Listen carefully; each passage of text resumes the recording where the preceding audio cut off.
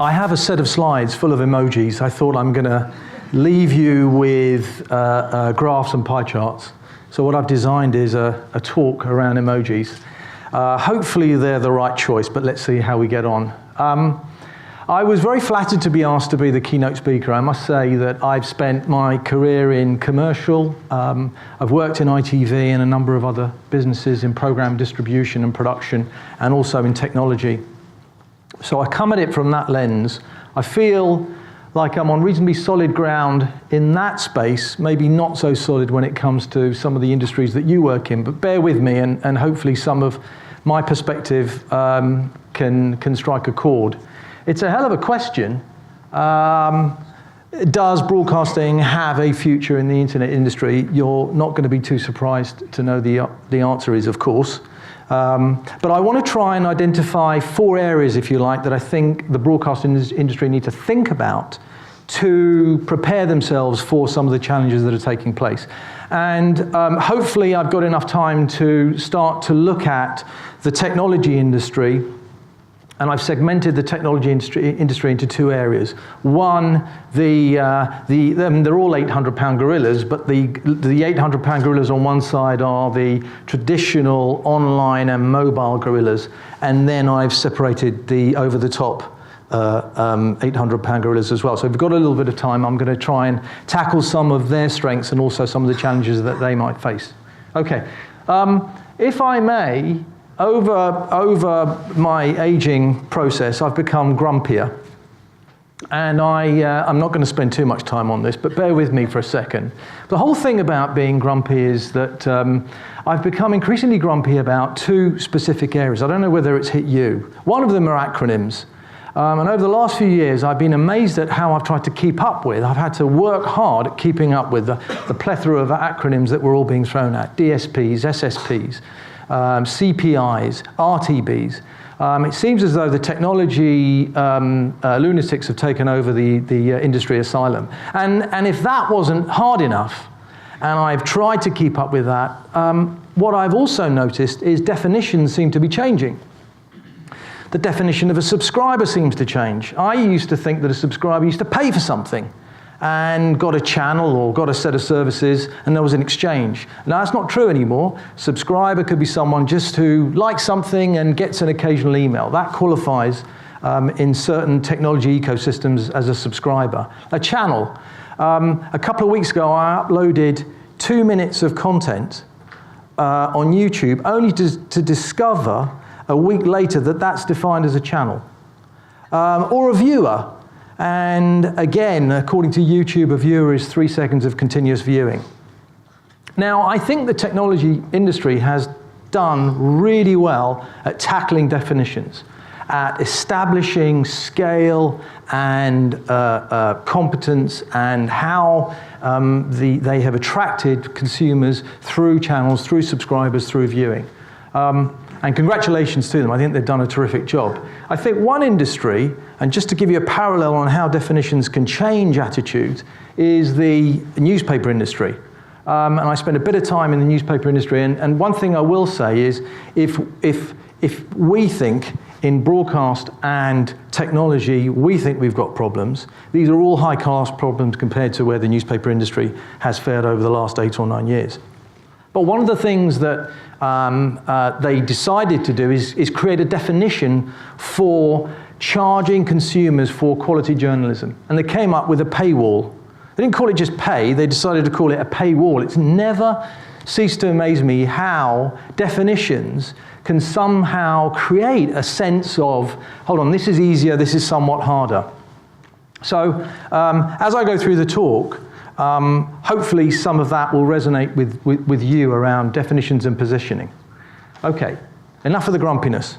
Overall, I am, and I have been, very impressed at how the broadcast industry has reacted to, and I'm going to go back to the 2008 recession, because there were a number of choices that while I was at Disney at the time, I kind of moved from Disney to Endemol around that period. We expected, either as program distributors licensing film and television shows and kids programming, to producing game shows and reality programming, that the broadcast industry generally would make a couple of very key decisions. They'd either go down the austerity route, they'd put the brakes on, reduce spend in high quality programming and increase their use of their libraries and increase their rotation and repeats, or they would double down and spend money and invest in programming. And I think that television has never been, the quality of television has never been as good as it is today, in my view. And so it's a credit, I think, that the vision for a number of major players across Europe was to continue to invest in quality programming, sustain audiences, and in many instances, in fact, in most instances, hold on to that very significant advertising pie that the broadcast industry have commanded for many, many years. So even though we know the big winners in advertising revenue has been the digital business, it's very much been at the cost of the print industry rather than the broadcast industry. So credit to them where credit's due. And that whole approach has enabled them to maintain audience, deliver reach, and deliver strong continued investment into programming. So there's been a lot of talk when you assess programming around quality programming.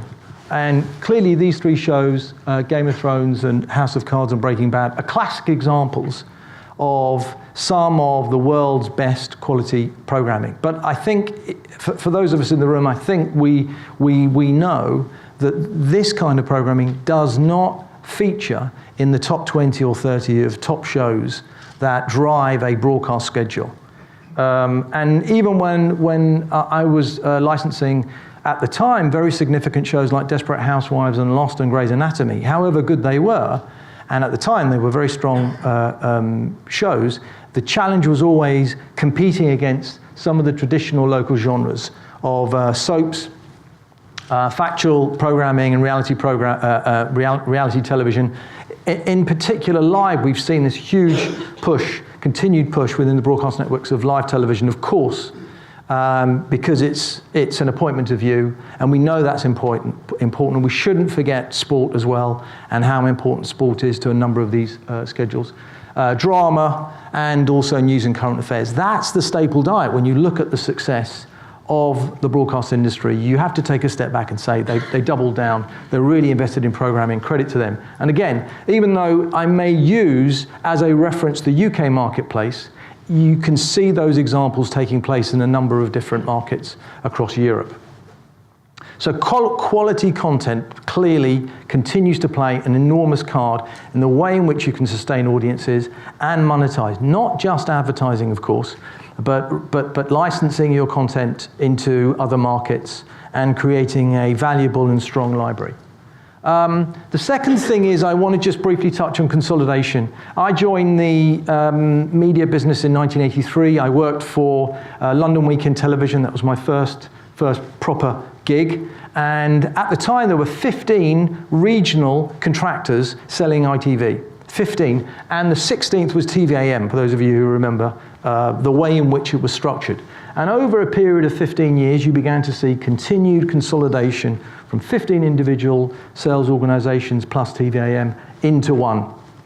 And I have no doubt that consolidation has created a much stronger commercial ITV.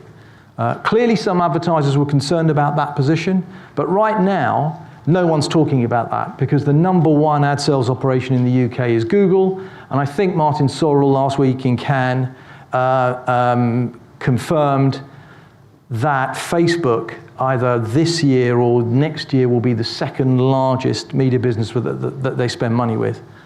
So in a sense, even though there was some caution and concern about how consolidation was going to impact choice for advertisers, we clearly are seeing a real shift in dynamics in the way in which the market is moving. But this kind of approach, the avoidance of what I remember being called casualty planning, the only way a media agency could deliver a national campaign was to take off one or two of the regional ITV contractors, punish them, rotate that punishment every year, and in a sense, deliver a national campaign that was topped up with other media in those markets that didn't get any of the budget. Much harder to do when you're one ITV. Much harder to do when you have the scale of Sky and the channels that Sky represent, and clearly much harder to do when you look at Channel 4's sales organisation, which includes the UK TV business as well as the BT TV business. So that consolidation has created a much stronger monetization, and we all know that broadcast predominantly, although most of the networks are trying to diversify, advertising revenue is key, and I think consolidation has played an important part in making sure that they can retain as much of the revenue and market themselves against other media. There's some discussion about whether the newspaper industry are going to leave their editorial egos by the door and come to this kind of conclusion. There's been some speculation. And I'm sure that if they had done, and if they do, that will enable them to compete much more heavily. Not against themselves, because I think that battle's gone. It's more against the major digital players. And the other thing that I just wanted to briefly mention is how we've seen consolidation and continued investment in this industry.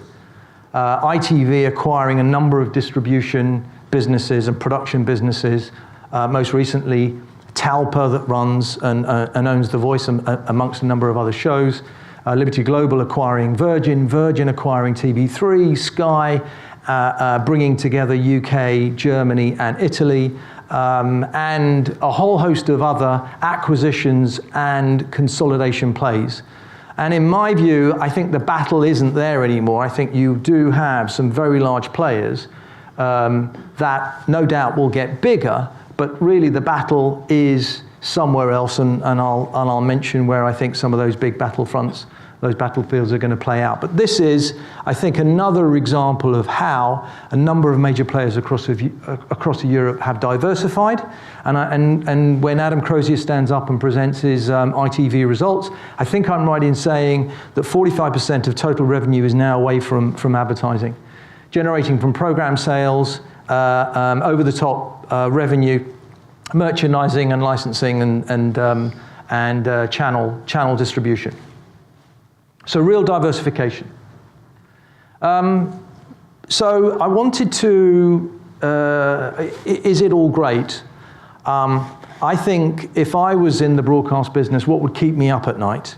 What are the challenges? And I want to propose to you that there are four challenges that the broadcast industry really need to think about.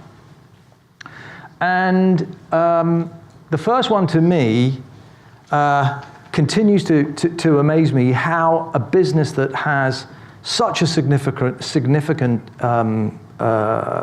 ecology and such a reliance on data, there continues to be, in my mind, a paucity of data in the way in which audiences are measured. I mean, here are a couple of questions. Who's watching the commercials? And what do they do when they watch a commercial? Those are the two fundamental questions that brands, advertisers, agencies are really seeking to try and discover. That's where the tech business is. The tech business that makes it in one place and farms it around the world have become incredibly capable and competent in being able to answer certainly the first question, and in many, many instances the second question. Now, let's take the UK for an instant and look at the UK audience measurement system. Launched in this country in 1981 with 3,000 homes that were there to represent the total consumption of television viewing. At the time, 3 channels. Fast forward to today, 5,100 households, 12,000 people, represent the viewing consumption of 65 million people in the United Kingdom. Now, if television was invented today, Silicon Valley would never put that kind of structure in place. There are millions of devices that would inform a broadcast business, who's watching, where they're watching, what device they're watching, and what do they do after they watch something. And so what we face is I think, a real challenge in how we view data in the broadcast industry, or how the broadcast industry views data, and how the technology industry views data. And I'm also reminded that the best-selling car in 1981 was the Ford Cortina.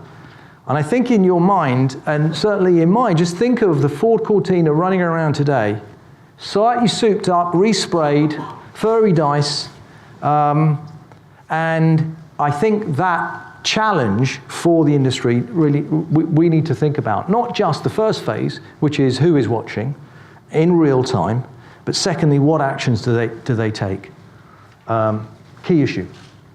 Second one is the incredible rise of media agencies over the last 15 years. I mean, when I joined the business, media agencies wasn't the sexiest place to be. It was the media owner. That's the business that was almost holding 85% of the revenue of the advertising. When a commercial was acquired, media owners kept 85%. The advertising agency kept 15%. 12 of it approximately went to making the advertising. 3% was the execution of media. You are now seeing the 6 major global media agency groups now delivering better margins than most media companies. How did that happen? And I think the media agencies have done an incredible job in diversifying, credit to them, in recognizing the potential growth of digital and investing enormous sums of money in becoming incredibly smart and efficient in ad technology services. And the whole area of arbitrage, being able to buy a digital campaign for $100,000 and selling it on to their clients for $200,000. I mean, a lot of this has been discussed in the US most recently, where the ANA, the equivalent of the ISBAR here in the UK, is questioning the amount of information that is being out there being shared by media agencies. But the agency world is getting stronger and stronger and stronger. And I think this is another key challenge for the broadcast business, is how do you muscle up, how do you compete against the 6 major groups? And WPP is just an example, but clearly the other 5 are incredibly strong. Thirdly, fragmentation. That's the best I could come up with on an emoji with fragmentation. Bear with me. I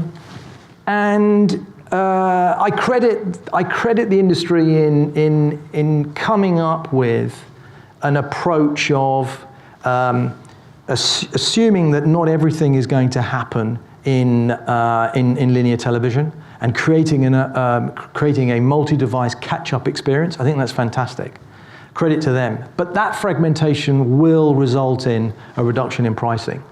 And so we haven't seen that game play out. And as the media agencies are pushing broadcast television into the programmatic arena, that's another issue that we'll certainly need to face. And then lastly, I think we need to see more consolidation. It's quite apparent to me that you know, when Yahoo, who generate over $5 billion in revenue, over $1 billion in EBITDA, and have a very significant capability in a number of areas, not least mail, are not big enough to play in the industry. So if that's a great example of a business that requires consolidation, I think that one of the things that we will most likely see is further broadcast consolidation across Europe. Okay, so very briefly on the gorillas, I've categorized it in 2 groups. I've given on the left-hand side Facebook and YouTube, and clearly on the right-hand side the over-the-top operators. For the purposes of both sides of this, there are clearly many more players, particularly on the OTT side that are emerging. Major Hollywood studios, big content players, and not least Perform Group. For those of you who know a little bit about Perform Group, Perform is looking to build the sports Netflix globally. So I think they are the major players. Very quickly, on Facebook and YouTube, the key question for me is, can they migrate from short form programming to mid to long form programming. I think the jury's still out. 2 reasons. One, they don't like to spend money on commissioning programming. And secondly, there's no evidence to suggest that long form programming works in that experience. So I think the programming, the content piece is unclear to me, but there is a huge push towards video because the pricing in the digital world, the traditional display online pricing is collapsing. So all of the digital players are moving towards video. And then secondly, with Amazon Prime and Netflix, I think, by the way, when I was thinking more about this, what a perfect merger of these 2 businesses. And again, I think consolidation will sit in major businesses as well as some of the smaller operators. I'm slightly more bearish about over the top. I think when you look at the Netflix economics, I was reminded that they generated $2 billion in revenue in Q1 this year and generated $28 million of profit. They have significant pressures on cash flow. They need to push up their ARPU, and they need to make more local programming, and only 15% of their programming is original, and still a large proportion of that is US programming. So I'm not persuaded that both of these industries are going to automatically win, but clearly formidable competitors. So thank you very much for your time. I hope that's given you some food for thought and the opportunity to chat further. Thank you.